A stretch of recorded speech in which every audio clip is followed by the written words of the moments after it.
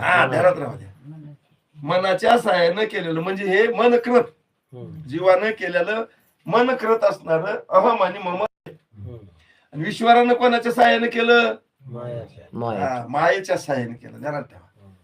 कारण ईश्वर आहे तो, व्यापक हे, म्हणून त्याला कर्तव्य करणारं बी काय लागलं? मोठं लागलं. पण माया, मनात बी माया, माया म्हणजे अज्ञान, अविद्या म्हणतो आपण त्याला, अज्ञान म्हणतो.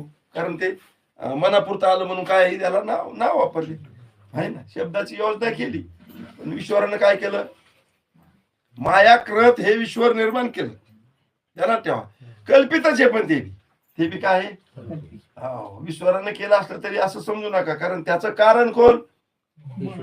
माया आहे ना. माया कारण असल्यामुळं ते कसं होणार? कल्पितच. आणि याचं कारण कोण? मन करू अविद्या. याचा